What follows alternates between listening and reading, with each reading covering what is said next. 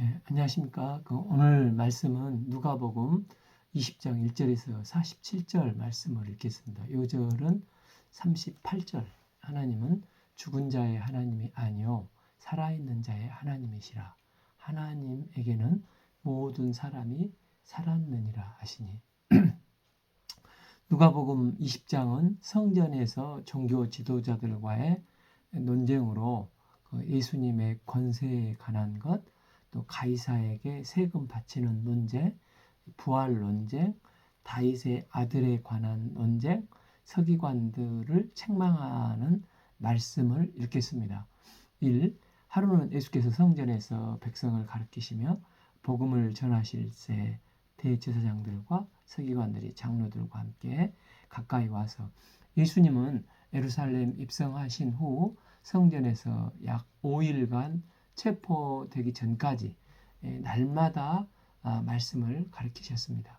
수많은 사람들이 예수님의 말씀에 귀를 기울이고 있었습니다. 예수님이 한창 말씀을 가르치실 때 대제사장들과 서기관들이 장로들과 함께 가까이 와서 예수님을 공격을 합니다. 성전 정화 작업을 한 후에 성전에서 설교를 하시니까 성전을 관리하는 대제사장과 사두개인들과 충돌이 일어난 것입니다. 이 말하여 이르되 당신이 무슨 권위로 이런 일을 하는지 이 권위를 준 이가 누군지 우리에게 말하라.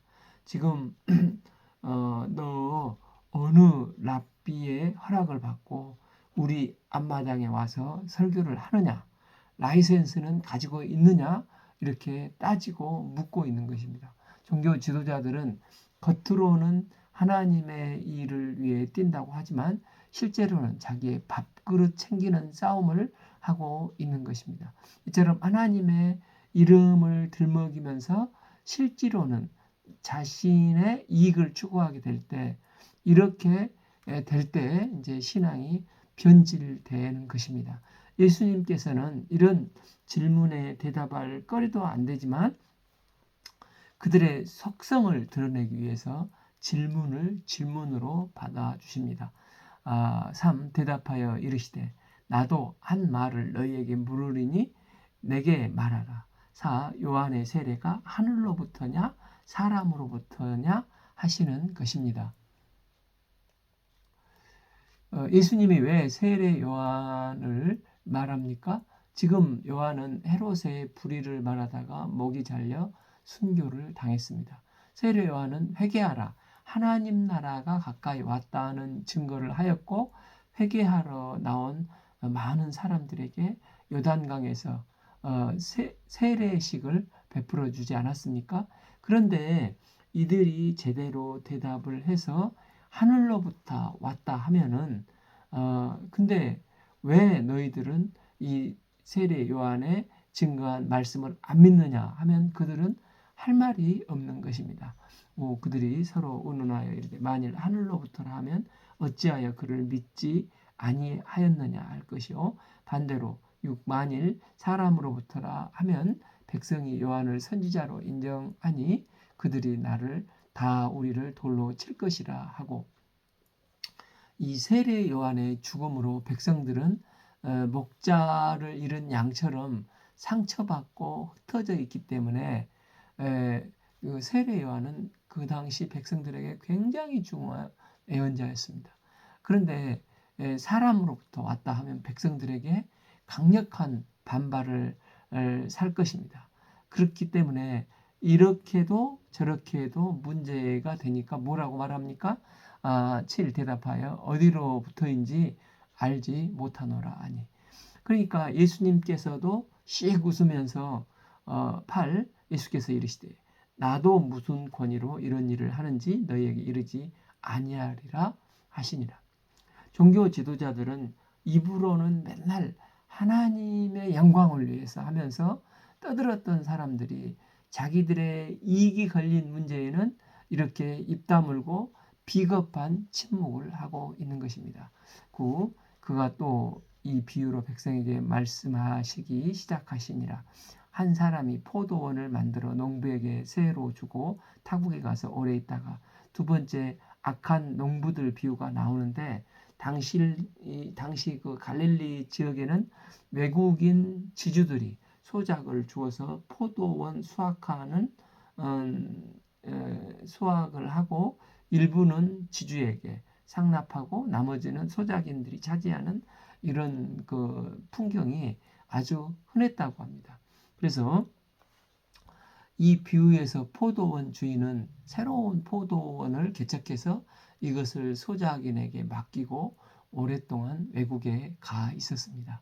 10대가 이름에 포도원 소출을 얼마를 바치게 하려고 한 종을 농부들에게 보내니 농부들이 종을 몹시 때리고 거저 보내었거늘 10일 다시 다른 종을 보내니 그도 몹시 때리고 능욕하고 거저 보내었거늘 12 다시 세 번째 종을 보내니 그 종도 상하게 하고 내쫓은지라.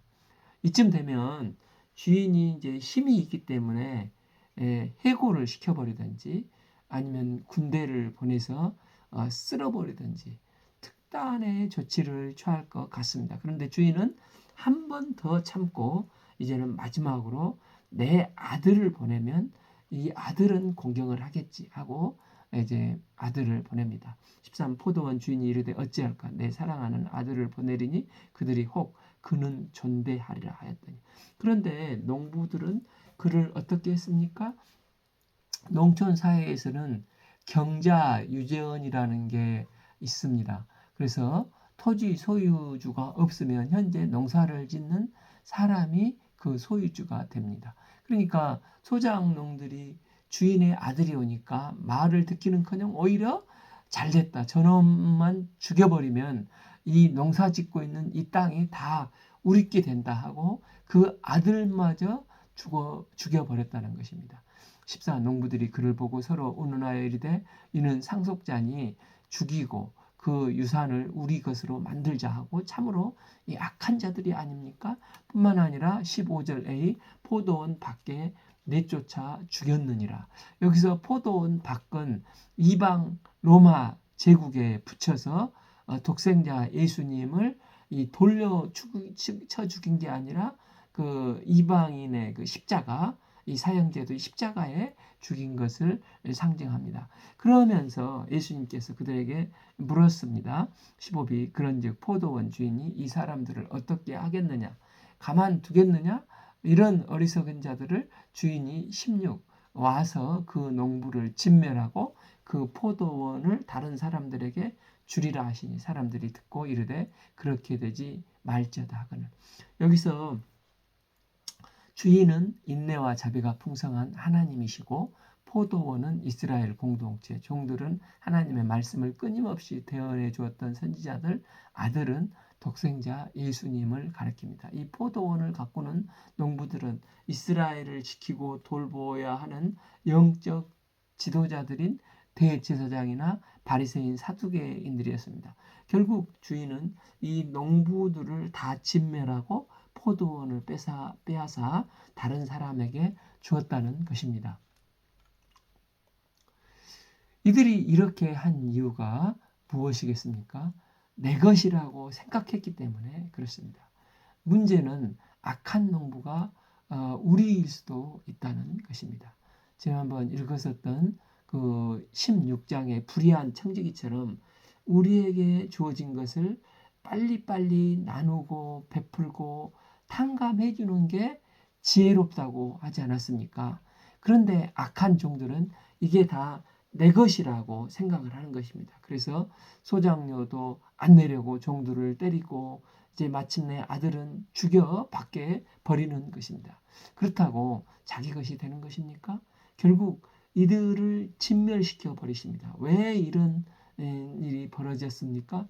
내가 청지기임을 잃어버리고 내 모든 것이 내 것이라고 생각하는 그 순간에 우리는 이렇게 악해질 수가 있다는 것입니다.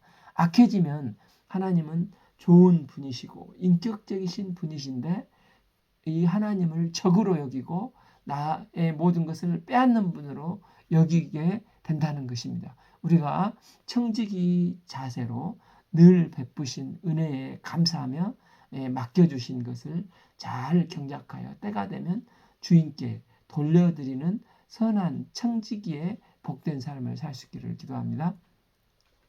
17. 그들을 보시고 이르시되 그러면 기록된 바 건축자들의 버린 돌이 모퉁이의 머릿돌이 되었느니라 함이 어찌미냐. 18. 무릇 이 돌 위에 떨어지는 자는 깨어지겠고 이 돌이 사람 위에 떨어지면 그를 가루로 만들어 흩어지리라 하시니라. 이 말씀은 시편 118편 22, 23절을 인용한 말씀입니다. 유대 말로 벤이 아들이라는 뜻인데, 그런데 그 앞에다가 이를 붙이면 벤으로 돌이 된다고 하지 않습니까? 그래서 돌을 세워서 여기까지 도우셨다. 에벤 에셀이라고 하지 않습니까? 여기서 건축자는 성전을 지킨다는 사람들로 성전은 이래야 한다 율법적인 생각을 하는 사람들이었습니다.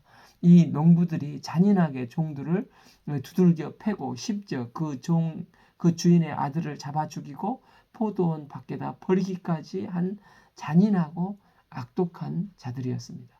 실제로 이 종교 지도자들이 예수님을 모함해서 십자가에 못 박혀 죽게 하지 않습니까? 종교 지도자들이 거룩한 하나님 앞에 서지 않고 타락하면 이토록 무서운 결과를 가지고 오는 것입니다. 19. 서기관들과 대제사장들이 예수의 이 비유는 자기들을 가르쳐 말씀하신 줄 알고 즉시 잡고자 했습니다. 그러나 백성을 두려워하더라. 당시 유월절을 세고자 그 세계 각국에 흩어진 디아스포라들이 100만에서 180만 명 수많은 사람들, 또 유대 땅 모든 곳에 사람들이 예루살렘으로 몰려들었고 예수님의 말씀에 귀 기울이고 있었습니다.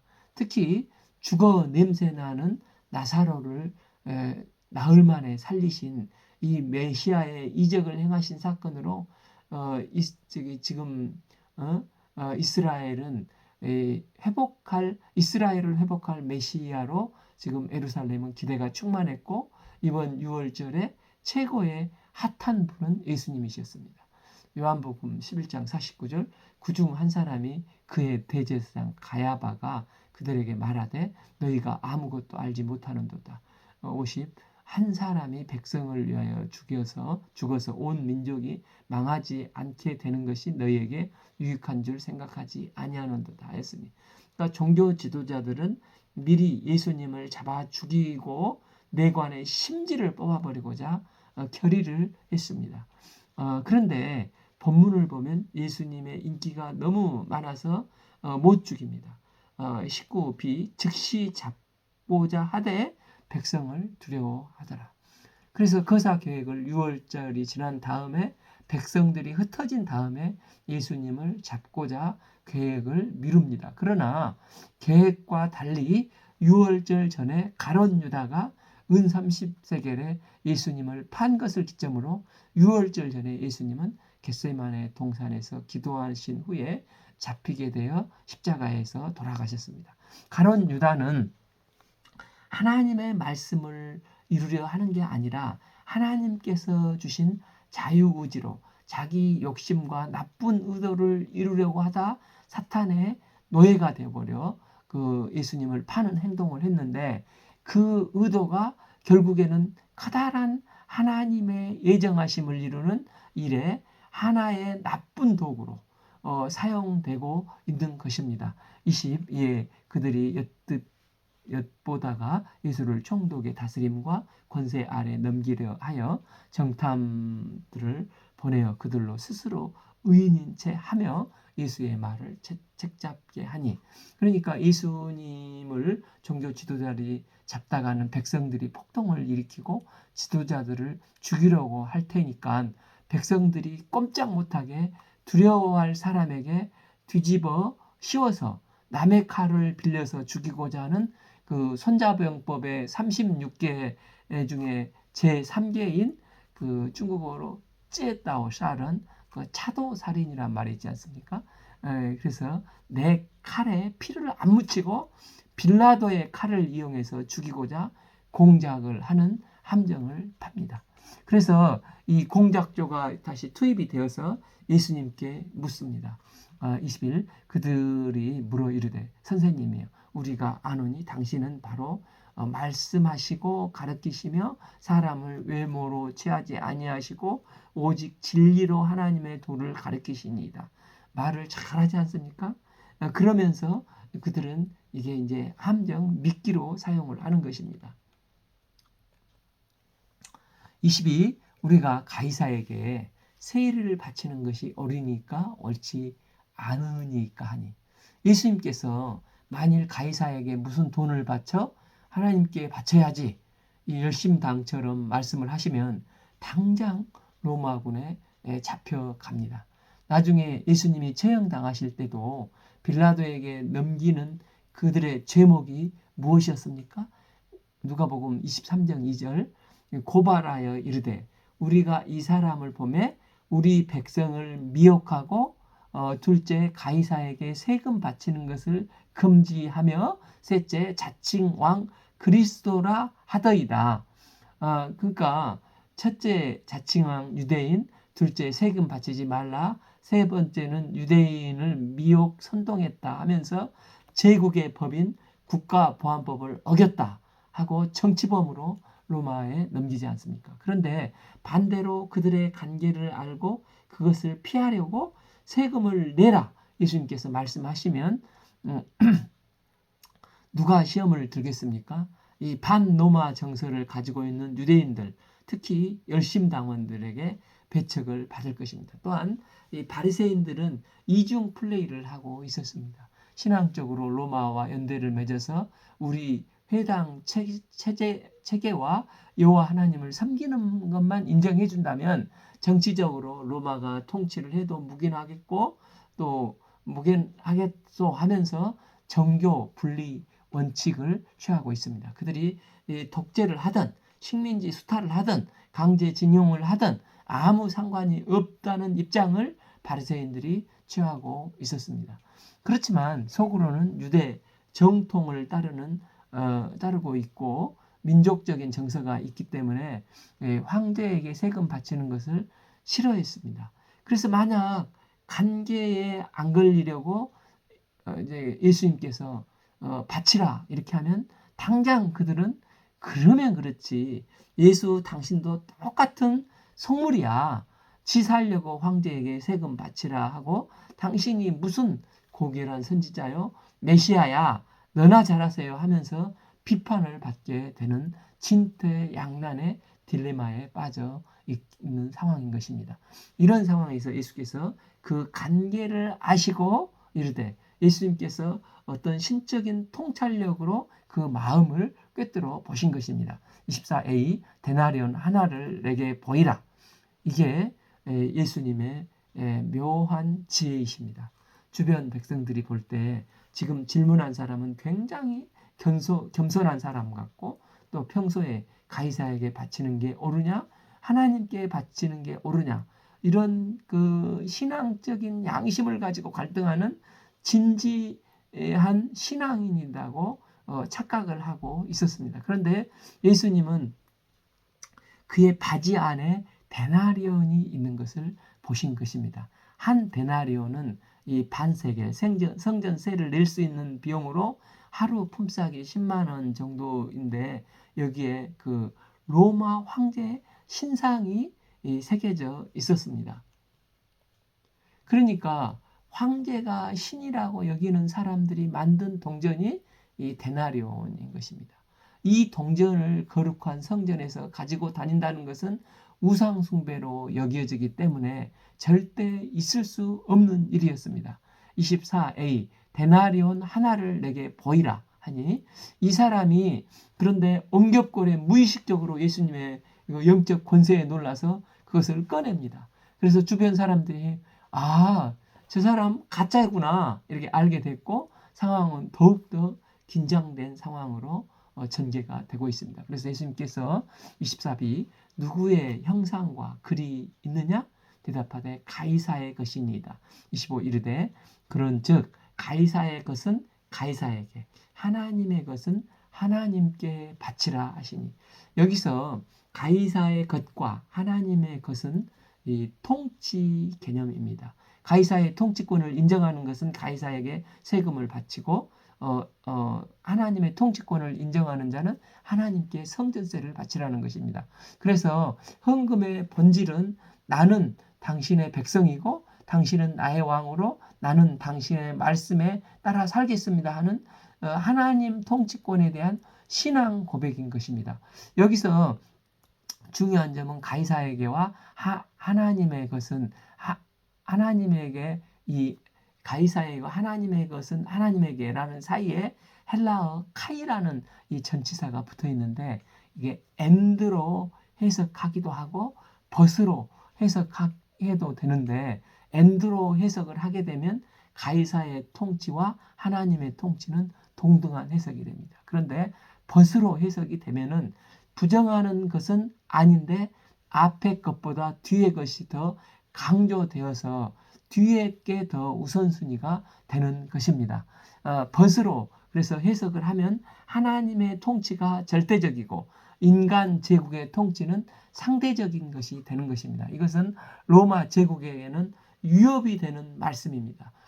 제국을 통치하기 위해서는 제국을 통치하는 황제가 신의 아들이고 그의 명령을 절대적으로 가르쳐야 마치 일제의 그 천황 숭배처럼 제국의 통치 이데올로기로 통치를 하는 것입니다. 그러나 예수님은 이것을 하나님 앞에서 상대화되고 하나님의 통치가 절대적으로 더 위에 있다는 것입니다. 그래서 제국일지라도 하나님의 통치에 합당하게 행하면 제국의 황제도 하나님의 도구니까 그것을 따라주는 것입니다. 그러나 하나님의 말씀에 어긋나면 목숨을 걸고 안 따라주고 마치 일제시대 신사참배를 반대한 주기철 목사님처럼 순교의 길을 가기까지 하는 것입니다.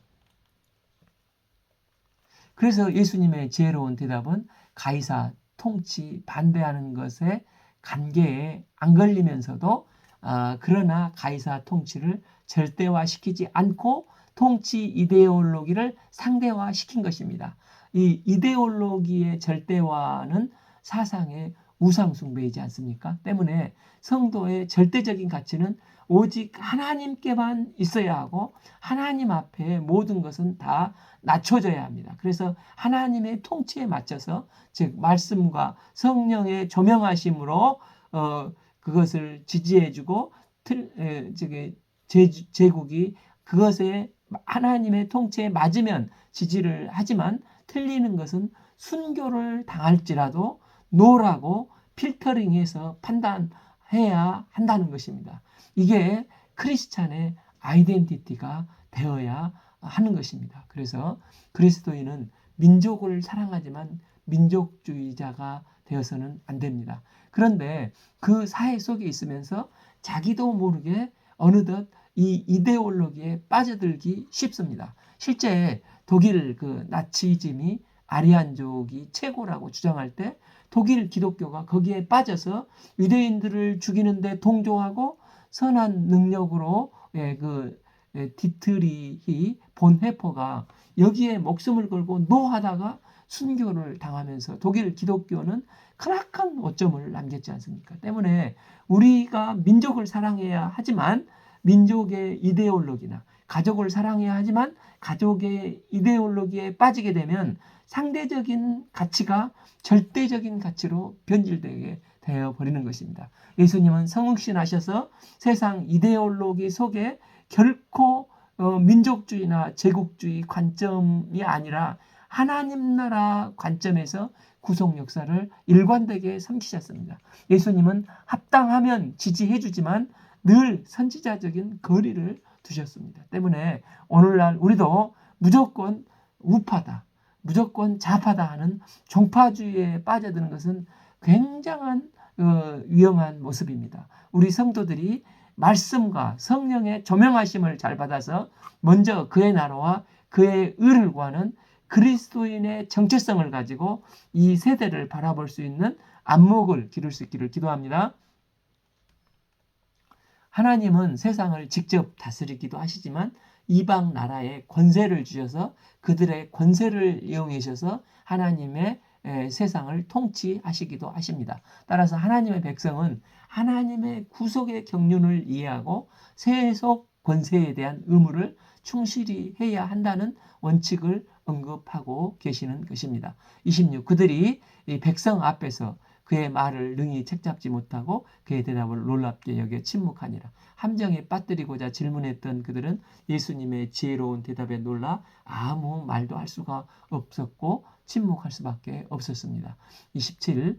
부활이 없다 주장하는 사두개인 중에 어떤 이들이 와서, 원래 사두개인은 다윗의 제사장이었던 사독에서부터 유래했지 않습니까? 이 사두개인들은 제사장 그룹인데 그들이 귀족들과 결탁을 하면서 돈과 권세를 쥐고 있어서 당시 사내들인 공회를 막 장악을 하고 있었고, 사내들인 의장도 사두개파의 대제사장인 안나스였습니다.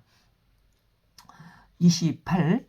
물어 이르되 선생님이여, 모세가 우리에게 써주기를 만일 어떤 사람의 형이 아내를 두고 자식이 없어 죽으면 그 동생이 그 아내를 취하여 형을 위하여 상속자를 세울지니라 하였나이다. 29. 그런데 칠형제가 있었는데 맏아지가 아내를 취하였다가 자식 없이 죽었고 30. 그 둘째와 셋째가 그를 취하고 31. 일곱이 다 그와 같이 자식이 없이 죽고 32. 그 후에 여자도 죽었나이다.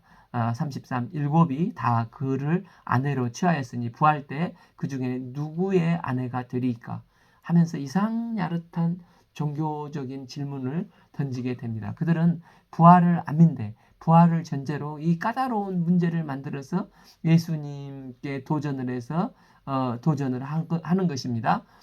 그들의 질문의 출발점은 모세 오경 신명기 25장 5, 6절에 규정된 수원법에서 나온 것입니다. 29. 예수께서 대답하여 이르시되 너희가 만일 가만히 보니 성경도 하나님의 능력도 알지 못하는 고로 오해하였도다. 예수님은 그들이 부활 교리에 대해서 지극히 오해하고 있음을 핵심을 찔러서 말씀을 하셨습니다. 그들은 이 땅에서의 삶과 부활 이후의 삶을 동일한 것으로 전제하고 있는데 그 전제 자체가 잘못되었다는 것입니다. 30. A. 부활 때 장가도 아니가고 시집도 아니가고 첫 번째 모습이 남녀 사이에 결혼하는 점이 부활의 모습에는 없다는 것입니다. 30. B. 하늘에 있는 천사들과 같으니라. 예수님은 천국에서 하늘에 있는 천사와 같아진다는 것입니다. 이는 모든 면에서 천사와 같이 날개 있고 한다는 말씀이 아니라 천사들이 서로 결혼을 안 한 것처럼 이 땅에 있었던 부부들이 남녀 결혼하지 않는 면에서는 천사와 같을 것이라고 말씀을 하시고 계십니다. 34. 예수께서 이르시되 이 세상 자녀들은 장가가고 시집가되 35. 저 세상과 및 죽은 자 가운데서 부활함을 얻기에 합당히 여김을 받은 자들은 장가가고 시집가는 일이 없으며 이 땅에서는 남녀가 결혼하지만 부활 시대에는 죄송합니다. 이러한 결혼 제도가 전혀 적용되지 않는 시대라는 것입니다. 36. 그들이 다시 죽을 수 없나니 이는 천사와 동등이요 부활의 자녀로서 하나님의 자녀이므로다. 즉 부활에 참여할 하나님의 자녀들은 죽지도 않고 결혼도 하지 않는 점에서 천사들과 동등하게 될 것이라는 것입니다. 37. 죽은 자가 살아나는 것은 모세도 가시나무 떨기에 관한 그래서 주를 아브라함의 하나님이요 이삭의 하나님이요 야곱의 하나님이시라 칭하였나니 38. 하나님은 죽은 자의 하나님이 아니요 살아있는 자의 하나님이시라. 하나님에게는 모든 사람이 살아났느니라 하시니 31. 죽은 자의 부활을 원할진대 하나님이 너희에게 말씀하신 바 32. 나는 아브라함의 하나님이요 이삭의 하나님이요 야곱의 하나님이로라 하신 것을 읽어보지 못하였느냐. 하나님은 죽은 자의 하나님이 아니요 살아있는 자의 하나님이시니라 하시니, 다니엘서나 이사야서는 분명히 부활 말씀을 하지만 사두개인들이 믿는 모세 오경, 부활을 믿지 않는 그들이 믿는 모세 오경을 잘 알고 있다고 하는데 예수님은 니네들이 잘 알고 있는 이 모세 오경 중에 출애굽기 3장 6절 말씀을 제시를 하십니다.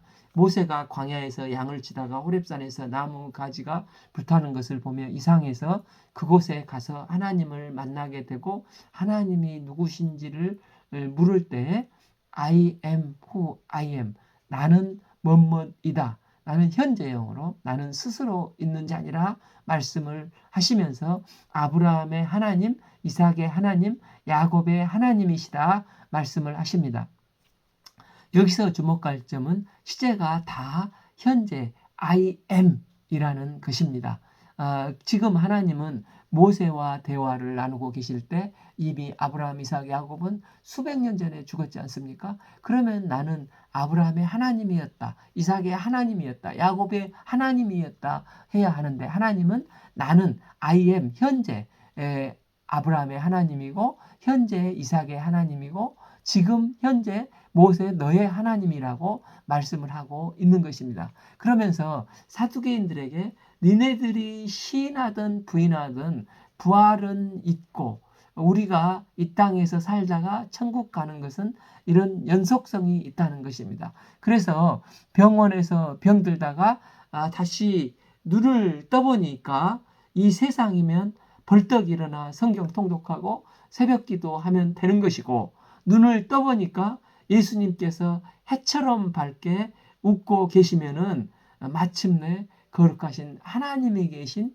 영원한 천국으로 들어간 것입니다. 39. 서기관 중에 어떤 이들이 말하되 선생님 잘 말씀하셨나이다. 사실 그들은 아무것도 감히 더 물을 수 없습니다. 그들은 예수님의 이런 지혜 있고 통찰력 있는 답변으로 이제 더 이상 그들의 그 함정에 성공할 수 없음을 인식을 하고 이제 예수님은 그들을 알고 메시아에 대해서 오히려 질문을 하십니다. 41. 예수께서 그들에게 이르시되 사람들이 어찌하여 그리스도를 다윗의 자손이라 하느냐. 비록 그들이 예수님을 메시아로 믿고 있지는 않지만 그리스도는 다윗의 자손이라는 사실에 대해서만은 그들도 확고히 믿고 있었습니다.